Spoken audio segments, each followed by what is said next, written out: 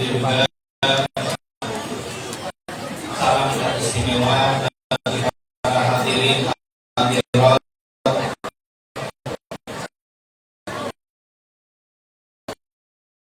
muslimin muslimat mukminin mukminat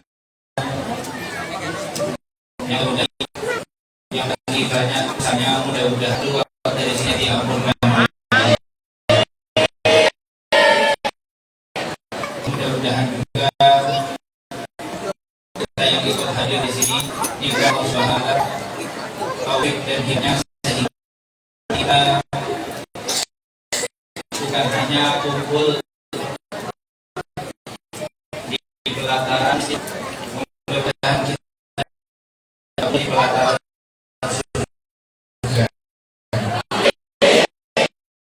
tidak termasuk oleh Allah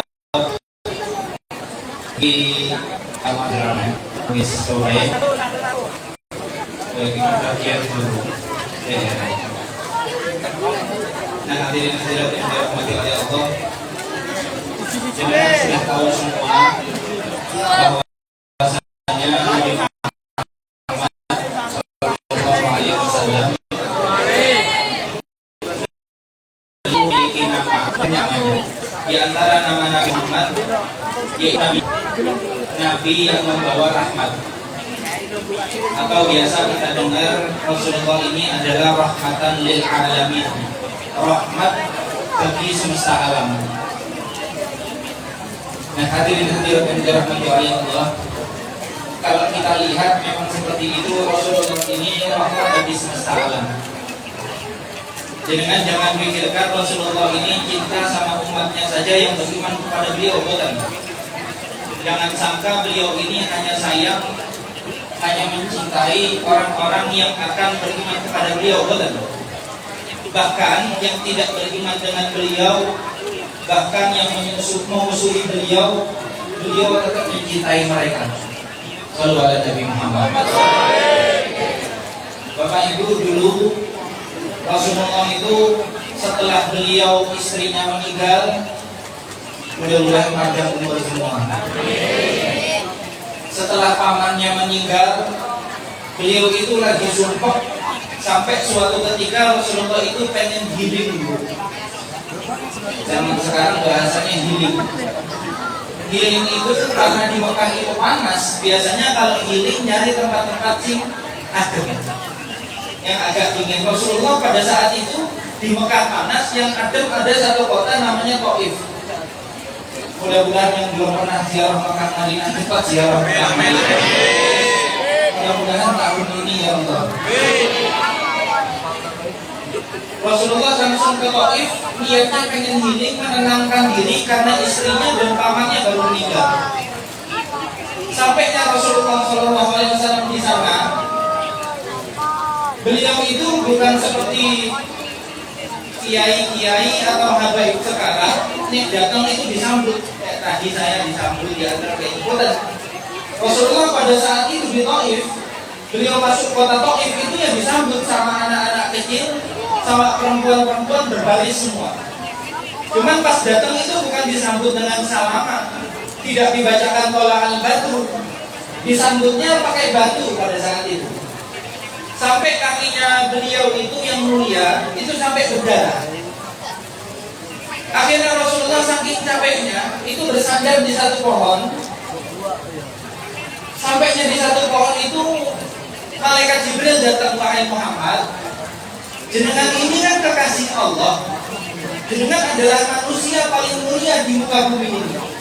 Bahkan malaikat-malaikat itu tidak seberapa kemuliaannya dibanding jenengan.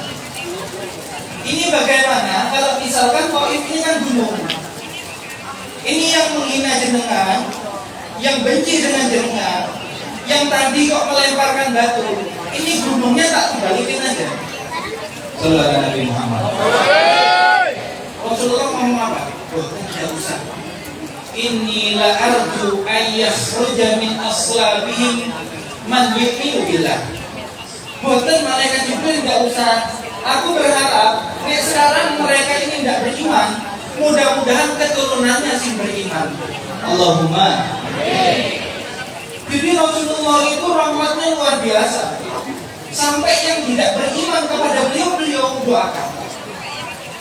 Bapak Ibu dulu perang Uhud, mudah-mudahan nanti dengan ziarah ke sana. Allahumma mustawab. Itu nanti ziarah biasanya naik travel ngajak itu ke Gunung Uhud. Dulu soalnya itu ada peperangan di atas itu, Rasulullah di situ dan Rasulullah kalah di situ. Jadi jangan dibayangkan Rasulullah kekasihnya Allah itu pasti menang terus, bukan? Karena Allah mau memberitahu bahwasanya Tuhan hanya satu, yaitu pemegang kendali alam semesta adalah Allah Subhanahu wa Ta'ala. Nabi tetap manusia paling mulia, akan tetapi beliau tidak bisa menentukan. Makanya Rasulullah tidak bisa memberikan hidayah kepada orang, bukan di tangan beliau. Beliau itu punya satu paman. Pamannya ini sangat benci sama Nabi Muhammad. Rasulullah pada saat itu pengen pamannya ini masuk Islam, berusaha sekuat tenaga, tapi pamannya tidak mau masuk Islam. Sampai akhirnya Allah menurunkan ayat, Muhammad, engkau tidak bisa memberikan hidayah semaumu. Tugasmu ma'alaika illal balagh. Tugasmu yang menyampaikan Allah. Yang lain tidak beriman, mau beriman itu terserah aku. Nah, di Gunung Uhud itu pada saat itu peperangan di bawahnya. Rasulullah itu sampai jatuh ke satu lubang. Ada lubang yang dibuat jebakan untuk Rasulullah. Dibuatnya sama orang-orang Quraisy kafir pada saat itu. Beliau kejeblos itu, ada salah satu sahabat kejeblos juga.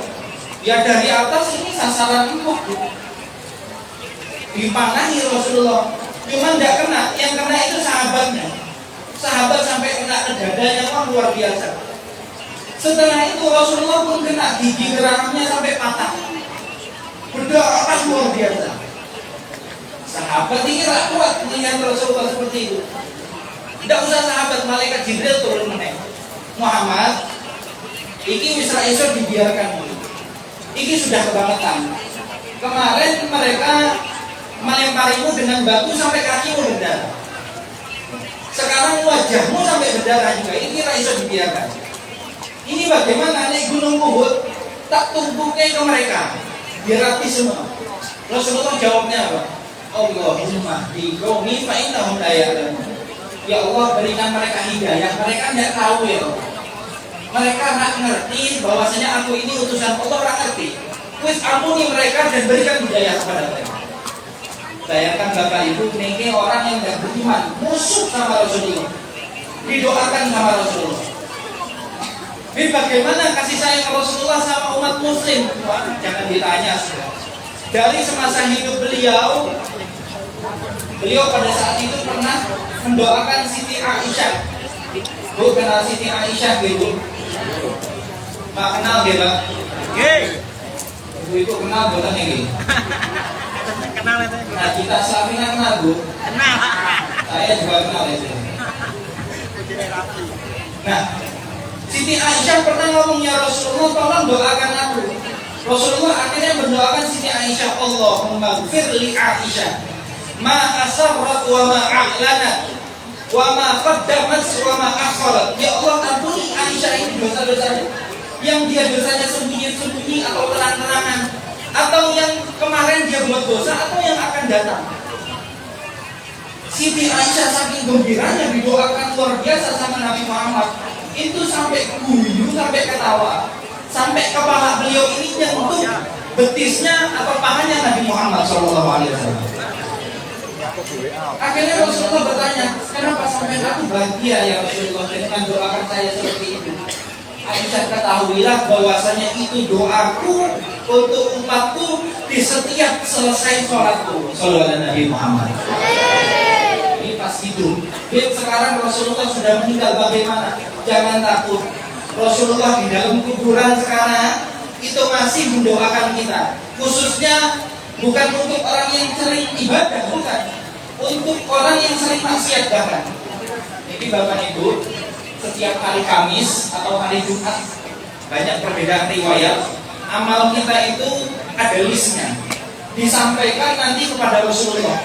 Ya Rasulullah, ini misalkan namanya ada mufidi ya Rasulullah, minggu ini ibadahnya banyak, maksiatnya sedikit. Rasulullah gembira, fa in wajadtu khairan hamidullah. Kalau aku mendapatkan amal ibadah umatku kok baik, aku bakal bersyukur kepada Allah. Tapi wa in wajadtu syarran istaghfarullah. Kalau aku mendapatkan kok mereka berbuat buruk, aku minta ampunkan sama Allah biar mereka yang maksiat diampuni oleh Allah.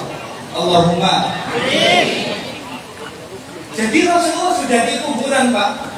Sekarang ini kita maksiat yang pertama kali beristighfar bukan diri kita.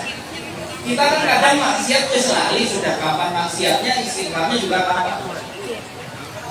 Maksiat 1 hari, istighfarnya 1 menit. Oke. Rasulullah orang yang pertama kali beristighfar kalau kita maksiat. Itu setelah mati. Nanti di akhirat bagaimana? Tidak usah dibilangkan lagi di akhirat. Semuanya bakal meninggalkan kita semua.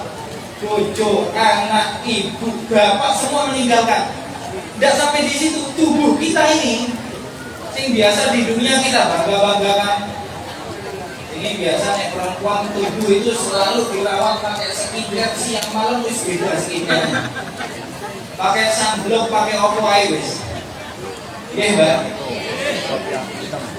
Itu nanti di akhirat meninggalkan kita semua itu. Yang kita banggakan tubuh kita ini meninggalkan kita. Nanti kita pasti tanya sama Allah, ayo jenengan malam minggu berduaan di pojokan itu ngapain? Ya. Kita mau bohong, ora iso, ada CCTV sudah. Bahkan kata Allah tidak usah CCTV. Al-yauma nakhtimu ala afwahihim. Pada hari itu kata Allah, kami belenggu mulut mereka. Tidak bisa ngomong, jadi yang ngomong lidah kita. Kita mau bohong, itu tidak bisa, lidah kita sendiri yang ngomong. Ya benar ya Allah. Ya ini pernah tuh sendirian di kamar nonton sing kena genah ya Allah. Sing ketawa pengalaman ini. Mulut kita al-yauma nakhtimu ala afwahihim wa tukallimuna aydihim. Tangan kita ini bakal bicara. Benar ya Allah, orang ini toh yang pakai tangan ini itu suka ngambil hartanya anak yatim, suka zalim sama orang, macam-macam disebutkan sama tangan kita ini. Wa tashhadu arjuluhum bima kanu yaksibun. Kaki kita nanti bakal bersaksi kita pernah kemana saja. Jadi tubuh keluarga semuanya meninggalkan kita, satu orang yang tidak bakal meninggalkan kita, yaitu Nabi Muhammad SAW. Kita nanti sudah bingung, ya Allah keluarga Wisrawan. Tubuh kita meninggalkan kita. Nanti datang satu orang. Dalam satu riwayat Rasulullah membawa kartu amal ibadahnya, misalkan hamba itu kok lebih enteng daripada amal maksiatnya. Rasulullah meletakkan kartu itu di amal ibadahnya sehingga lebih berat. Mudah-mudahan kita masuk surga tanpa hisab. Nah, hadirin hadirat yang dirahmati oleh Allah, jadi tidak usah dipikirkan. Jangan nggak usah bertanya Rasulullah ini cinta atau tidak sama kita. Yang harus ditanya ini kita. Tenanan kok lagi cinta. Apa cuma maulid ini baru pulang ya wis maksiat neh. Kerasani wong neh, menghina muslim neh. Itu yang harus ditanyakan diri kita. Nek Rasulullah, nek jenengan mau tanya sama ulama, sama kiai, sama siapapun yang paham agama. Kiai Rasulullah senang nggak sama kita, cinta nggak? Pasti beliau mengatakan cinta. Pertanyakan ini kita ini beneran apa enggak cintanya sama Rasulullah? Kalau ada Nabi Muhammad. Nggak sampai di situ Bapak Ibu. Orang kafir Allah Nabi Muhammad cinta. Kena rahmatnya Rasulullah. Orang muslim wah nggak usah ditanya. Bahkan hewan sekalipun. Dalam satu riwayat ulama mengatakan Rasulullah ini yabqilil bahimatil muthqalah. Nabi Muhammad itu kalau melihat ada hewan barang bawaannya berat, Rasulullah nangis dewe. Tidak kuat. Ini sama hewan sampai seperti itu. Manusia, hewan Rasulullah cintai. Tidak sampai situ. Barang mati pohonan itu tadi dibacakan sama ustadznya pas sambil tiap hewan apa namanya wa atakal udu yamshi wa atakal udu yabki. Pohonan ini datang ke Rasulullah sambil nangis-nangis. Itu sebenarnya ceritanya dulu sahabat lagi dengarkan Rasulullah khutbah, tiba-tiba mereka diam semua, dengar ada suara nangis. Akhirnya tengok kanan kiri siapa sih nangis, nambah kenceng tuh nangisnya. Ditengok naon sampai Rasulullah terus khutbah. Nggak lama kok nambah keras, Rasulullah turun dari mimbarnya. Ternyata di belakang itu dulu ada pelepah kurma yang dulunya itu Rasulullah jadikan tongkat atau sandaran buat khutbah. Tapi karena sudah lama, sahabat mengganti yang baru. Akhirnya tongkat itu ditaruh di pojokan. Rasulullah mendatangkan kain itu, ternyata yang nangis itu Rasulullah datangin, dipeluk sama Rasulullah Sallallahu Alaihi Muhammad. Dipeluk itu yang nambah kecer itu. Nah, sampainya Rasulullah Sallallahu Alaihi Wasallam di pohonan itu, Rasulullah berkata, wahai pelepah, engkau ini mau tak jadikan sandaranku aku lagi, atau aku jadikan nanti sandaranku di surga? Kata pelepah itu, aku mau di surga ya Rasulullah. Jadi Rasulullah itu rahmatnya luar biasa. Tidak sampai di situ, barang mati sekalipun batu. Rasulullah pernah naik tadi yang saya cerita Gunung Uhud. Gunung itu dari apa Pak? Batu tanah ya. Rasulullah pernah naik sama sahabatnya. Gunung Uhud ini bergetar, goyang. Pada saat itu Rasulullah ngomong seperti ini, wahai gunung, diamlah. Terus Rasulullah mengatakan, Uhudun, Jabalun, yuhibbuna wa nuhibbu. Gunung Uhud ini adalah gunung yang kita cintai dan dia mencintai kita. Gunung. Apalagi, makanya sekali lagi kalau kita bertanya Rasulullah ini cinta apa tidak dengan kita, Mas, pernah ada terakhir salah satu sahabat datang, ya Rasulullah, aku minta sesuatu kepadamu. Jadi ini orang datang ke Rasulullah, mukanya sudah muka-muka mau minta. Kadang itu kita tahu, Bu. Saya dikandani sama teman saya.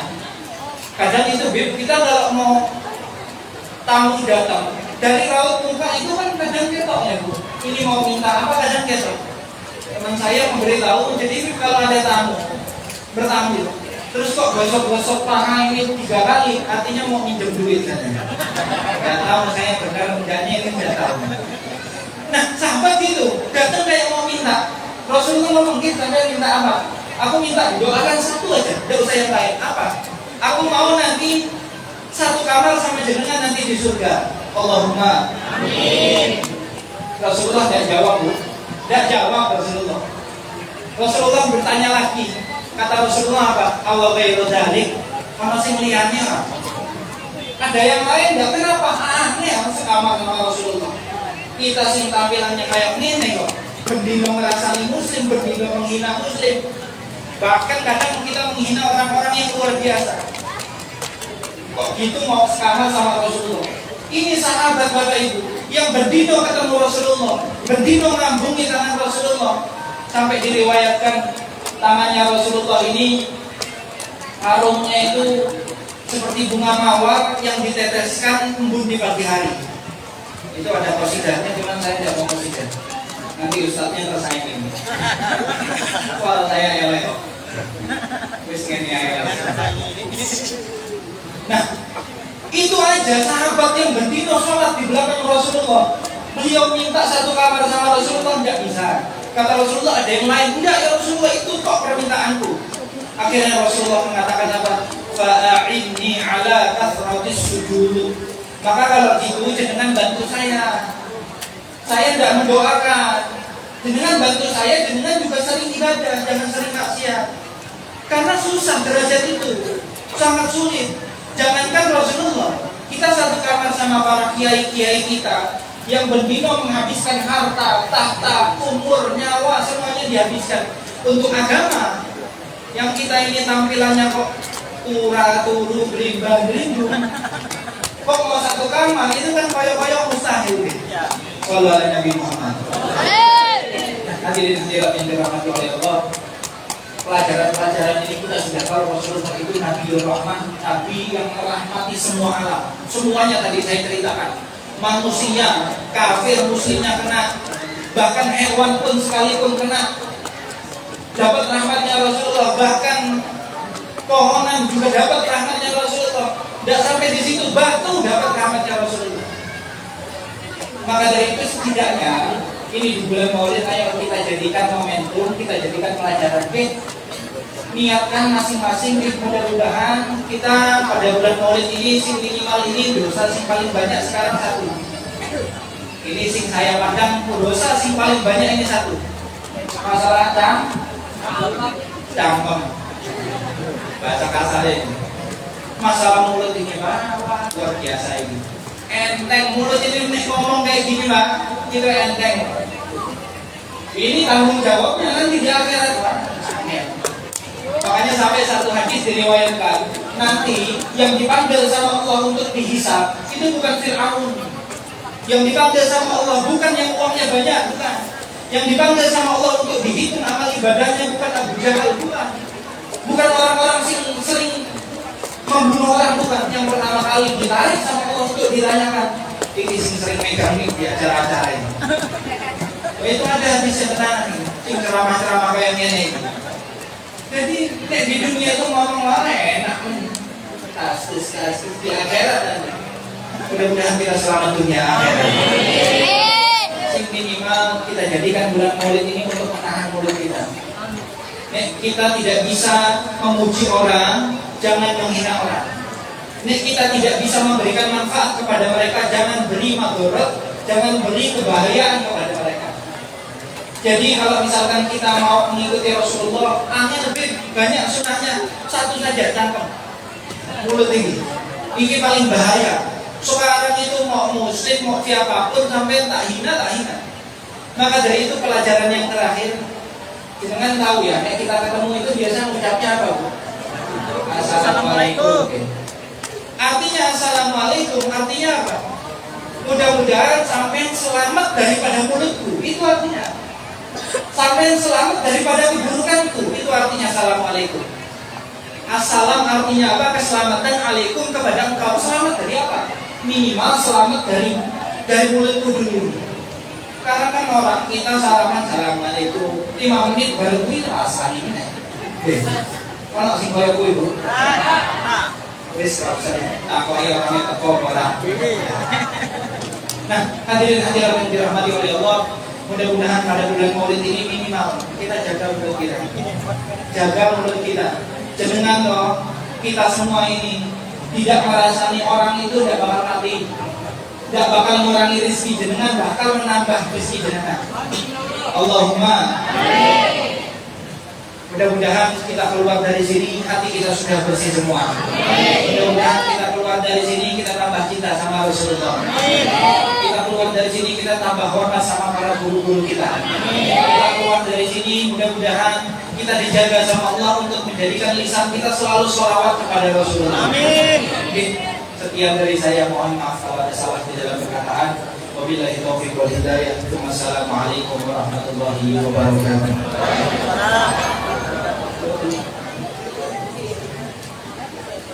بسم الله الرحمن الرحيم اللهم صل على سيدنا محمد وعلى ال سيدنا محمد بسم الله الرحمن الرحيم جعلنا الله واياكم ممن يستجيب الشفاعه ويرجو رحمته ورحمته اللهم بحرمه هذا النبي الكريم واله وصحبه السالمين على منهجه القويم اجعلنا من خيار امتي وصلنا بذيل حرمته وشرنا بذنب سمرته واستعمل السنتنا في فتحه ونصرته